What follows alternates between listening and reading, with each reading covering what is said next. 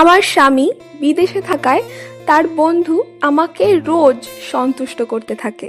High, আমি সন্দীপা। আপনারা দেখছেন সন্দীপার গল্প। আজকের গল্পে আমার নাম হেনা। লোকে বলে আমাকে অনেক সুন্দর দেখতে, আর এটা সত্যি যে আমার দেহের গঠন খুবই আকর্ষণীয়। আমার বয়স এখন 22 বছর। আমি আব্বুর বাসায় সারা জীবন টানাপোড়ার সংসার কেমন হয় তাই দেখে এসেছি। তাই আমার স্বপ্ন ছিল যে আমি যাকে বিয়ে করব সে হবে বেশ ধনী, যে আমার সব শখ পূরণ করবে, আমাকে রানী করে রাখবে। কিন্তু শুধু রূপ দিয়ে কি আর বড়লোক জামাই পাওয়া যায়? তার জন্য মেয়ের পরিবারের তেমন সামর্থ্য থাকা লাগে, কিন্তু তা তো আমাদের ছিল না। তাই তেমন পাত্রও পাওয়া যাচ্ছিল না। একদিন আমার পাশের বাড়ির খালা আমার আব্বুর কাছে এক সম্বন্ধ আনে। আমার বাবাও শুনে রাজি হয়ে যায়, আর আমাকে বোঝায় যে পাত্রের সম্বন্ধ আমার জন্য এসেছে তার চারকুলে কেউ নেই, তার নিজের বাড়ি ও বাজারে নিজস্ব একটি দোকানও আছে। আল্লাহর ইচ্ছেতে তা ভালোই চলে। তুই তাকে বিয়ে করলে অনেক সুখী হবি, রানী হয়ে থাকবি তার ঘরে। আমিও অনেক আশা নিয়ে শাদিতে মত দিই। এরপর আমি আমার জামাইকে আমার বিয়ের দিন দেখতে পাই। সে ভীষণই সুপুরুষ ছিল। আমি খুব খুশি ছিলাম। তারপর আমি আমার জামাইয়ের বাসায় যাই, আর সেখানেই আমাদের ফুলশয্যা হয়। আমার জামাই ঘরে ঢুকে খুব খুশি মনে আমার কাছে এসে বসে। তারপর সে আমায় বলে যে দেখো, এই দুনিয়ায় আমার কেউ নেই, তাই আজকের পর থেকে আমাদেরই একে অপরের দায়িত্ব নিতে হবে। আমি আমার সামর্থ্য অনুযায়ী তোমায় সুখে রাখার চেষ্টা করব। তারপর সে আমার জন্য আনা একটা গিফট আমাকে দেয়। আমি তাড়াতাড়ি তা খুলে দেখি যে সেখানে একটা সোনার আংটি। আমার দেখেই মনটা খারাপ হয়ে যায়। তা দেখে আমার জামাই আমায় জিজ্ঞেস করে যে কি হলো, এটা তোমার পছন্দ হয়নি? আমি বললাম না, আমি ভেবেছিলাম তুমি আমার জন্য সোনার হার বা দামি মোবাইল কিনে আনবা, কিন্তু তুমি তো এত সরু একটা আংটি এনেছো। আমার জামাই আমার মুড ভালো করার জন্য বলে যে বিয়েতে অনেক খরচা হয়ে গেছে, তাই একটু চাপে আছি, কিছুদিন সময় দাও, আমি আমার সুন্দরী বউয়ের জন্য সুন্দর একটা হার গড়িয়ে দেব। নাও, আর মন খারাপ করে থেকো না, আমার কাছে আসো, আমি আমার কলিজাটাকে একটু সোহাগ দিই। আমার জামাইয়ের মুখে এমন কথা শুনে আমিও আর মন খারাপ করে থাকতে পারি না। এরপর আমরা বাকি রাতটা দুজন দুজনকে অনেক ভালোবাসা দিয়ে কাটাই। সে আমার শরীরের কোনায় কোনায় আদরে ভরিয়ে দেয়। আমি আমার জীবনে প্রথম কারো স্পর্শ অনুভব করছিলাম, তাই আমারও খুব ভালো লাগে। এরপর দেখতে দেখতে 1 মাস কেটে যায়, কিন্তু আমার স্বামী ঠিকমতো বাজারঘাটও করে না। সে রোজ বাজার থেকে হয় 1 রকমের মাছ আর না হয় মুরগির মাংস নিয়ে আসে। আমি আর সহ্য করতে না পেরে তাকে বলি যে রোজ রোজ শুধু 1 পদ মাছ আর না হয় মুরগি নিয়ে আসো, আমার ভালো লাগে না। আমার জামাই বলে কি হয়েছে আমার কলিজার? আমি তখন বলি যে আমার এই খাবার ভালো লাগে না, নয়তো রোজ 4 পদ মাছ নিয়ে আসো আর না হয় খাসির মাংস নিয়ে আসো। আমার জামাই বলে আচ্ছা ঠিক আছে, তাই হবে। এরপর আমি বলি যে ফুলশয্যার রাতে তুমি আমাকে কথা দিয়েছিলা যে আমাকে সোনার হার গড়িয়ে দেবা। 1 মাস হয়ে গেল, এখনো তো দিলা না। আর তুমি জানো যে সেদিন আমার যে বান্ধবীটার বিয়ে হলো, তার জামাই তাকে একটা অনেক দামি ফোন কিনে দিয়েছে। আমার তো তাও নেই। তোমার তো আমি ছাড়া আর কেউ নেই, তাও তুমি শুধু আমার দায়িত্বটা নিতে পারছো না। কেমন জামাই তুমি? আমি জানলে কখনোই বিয়ে করতাম না। এসব শুনে আমার জামাই বলে আচ্ছা বেশ, তোমার সব ইচ্ছে আমি পূরণ করব, তুমি রাগ করে থেকো না। তারপর দিন থেকে আমার জামাই রোজ বেশ অনেক টাকার বাজার করে নিয়ে আসতো, আর আমার জন্য সাজার জিনিস, শাড়ি ও নানান জিনিস নিয়ে আসতো। এরপর এক রাতে আমার জামাই আমাকে বলে যে আমার মাসিক যা আয় হয় তা থেকে সে কিছুই ভবিষ্যতের জন্য জমাতে পারছে না। এভাবে চলতে থাকলে বুড়ো বয়সে মাটি খেয়ে বেঁচে থাকতে হবে। তাই এখনই কিছু করতে হবে। তাই ভাবছি যে বিদেশ চলে যাব। শুনেছি সেখানে নাকি আমাদের দেশের থেকে অনেক বেশি বেতন পাওয়া যায়, যা দিয়ে আমি আমার বউয়ের সব শখ পূরণ করতে পারবো। আমি শুনে তো ভীষণ খুশি হই। আমার জামাই আমাকে বলে যে আমি চলে গেলে একা একা থাকতে পারবে তো। আমি বললাম, পারতে তো হবে বলো, তাহলেই তো ঘরে অনেক টাকা আসবে। এরপর আমার জামাই বাজারে তার দোকানটি বিক্রি করে আমাকে একটি সোনার হার গড়িয়ে দেয় ও একটি ফোন কিনে দেয়। তারপর সে আমার হাতে কিছু টাকা দিয়ে বিদেশ চলে যায়। 1 মাস পেরিয়ে যায়। তারপর তার এক বন্ধু আমাদের বাড়িতে আসে আর বলে যে ভাবি, আপনার জামাই আপনার জন্য টাকা পাঠিয়েছে। আমি তার বন্ধু হই। আমি তাকে ঘরে এসে বসতে বলি, সেও ঘরে ঢুকে বসে আর আমি তাকে জল দিই। আমার জামাইয়ের বন্ধু আমাকে দেখার শুরু থেকেই কেমন একটা অদ্ভুতভাবে তাকাতে থাকে। এরপর হঠাৎ আমাকে বলে যে ভাবি, আপনি তো অনেক সুন্দর। আমার বন্ধু যে কি করে আপনাকে ছেড়ে বিদেশে গিয়ে রয়েছে কি জানি। আপনার তো প্রায় একা একা লাগে বলুন। আমি পরিষ্কার বুঝতে পারছিলাম যে তার মতিগতি ঠিক নেই। তাই বেশি কথা না বাড়িয়ে তাকে বলি যে আপনি বলেছিলেন যে আমার জামাই টাকা পাঠিয়েছে। তখন উনি বলেন যে ও হ্যাঁ হ্যাঁ, এই নিন, পুরো 25,000 টাকা আছে। আমি টাকাটি নিয়ে নিই। এরপর ভাবি, আসি, যদি আপনার কোনো কাজে লাগতে পারি তাহলে আমার একটা কল দেবেন। এই বলে সে একটি নাম্বার লেখা কাগজ টেবিলে রেখে চলে যায়।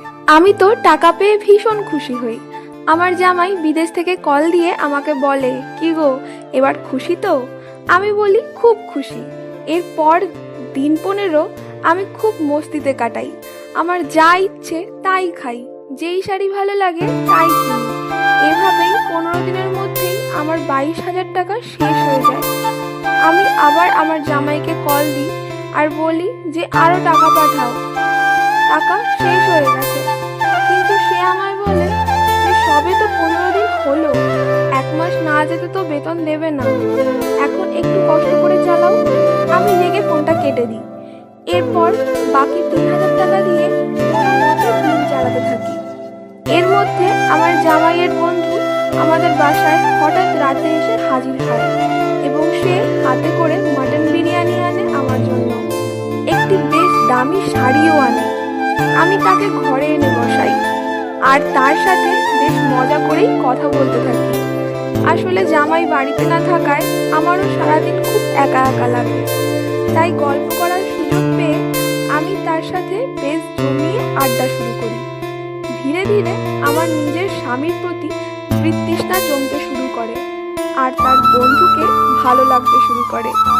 তার বন্ধু প্রায়ই আমার সাথে দেখা করতে আসতো আর আমার জন্য অনেক উপহার নিয়ে আসতো। আর আমার জামাই এখন মাসে 30,000 করে কামাচ্ছিল, কিন্তু আমার তাতে চলছিল না। একদিন আমি আমার জামাইয়ের বন্ধুর সাথে ঘুরতে বের হই।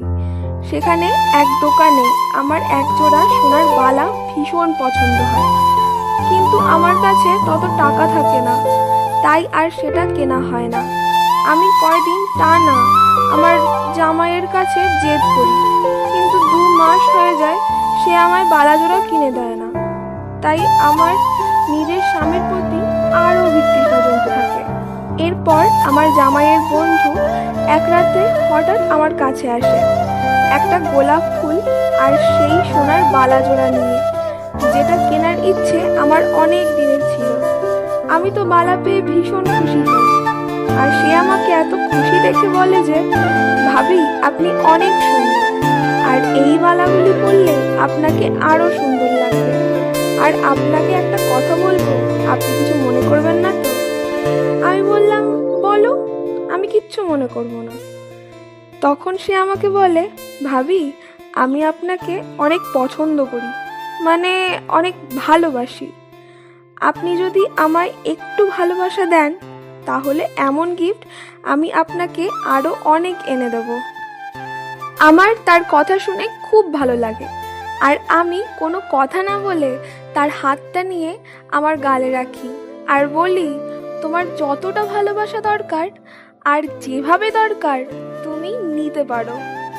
এরপর আমি তার সাথে অনেকটা অন্তরঙ্গ মুহূর্ত কাটাই। জামাই বাড়ি না থাকায় আমিও অনেক দিন শুকিয়েছিলাম, তাই তার বন্ধুর দেয়া সোহাগে নিজেকে ভিজিয়ে আমিও সন্তুষ্ট হই। আর এভাবেই দিন কাটতে থাকে। আমার জামাইয়ের বন্ধু প্রায় রোজই আমার কাছে আসতো আর আমরা আদর ভরা সময় কাটাতাম। আমার জামাইকে আমার মনেও পড়তো না। এর মধ্যে আমি বুঝতে পারি আমি প্রেগনেন্ট। আমি আমার জামাইয়ের বন্ধুকে ভালোবেসে ফেলেছিলাম আর আমারও বিশ্বাস ছিল যে সেও আমাকে ভালোবাসে। তাই আমি তাকে অনেক খুশি হয়ে বলি যে আমি প্রেগনেন্ট, চলো না গো এবার বিয়ে করে নিই, আর ভালো লাগে না এভাবে দেখা করতে, এবার চলো বিয়ে করে নিই। আর তারপর আমি, তুমি আর আমাদের সন্তান আমরা একসাথে সুন্দর দিন কাটাবো। আমার মুখে এসব কথা শুনে সেও অনেক খুশি হয়। তারপর সে আমাকে কথা দেয় যে সে কালকে এসে আমাকে নিয়ে যাবে। আমিও অনেক আশা নিয়ে তার প্রতীক্ষায় রাত কাবার করে দিই, কিন্তু সে আর আসে না। তাকে কল দিলে ফোন সুইচ অফ বলতে থাকে। এভাবে আরও 3 মাস কেটে যায়, কিন্তু আমার প্রেমিকের কোনো দেখাই পাওয়া যায় না। এর মধ্যে আমার স্বামীও বিদেশ থেকে ফিরে আসে। বাড়ি ফিরে যখন জানতে পারে আমি অন্তঃসত্ত্বা, সে আমার মারধরও করে না আর বকাবকিও করে না। সে সোজা আমার হাত ধরে টেনে আমাকে আমার আব্বুর বাসায় রেখে আসে। আর আসার আগে আমায় জিজ্ঞেস করে যে এই সন্তানের বাবা কে। আমি তখন তাকে জানাই যে তারই বন্ধু আর সে আমাকে অনেক ভালোবাসে। সে তার বেতন থেকে আমাকে অনেক সোনার গয়নাও উপহার দিয়েছে। সে ঠিকই আমাকে নিয়ে যাবে আর তোমার সাথে আমি থাকতেও চাই না।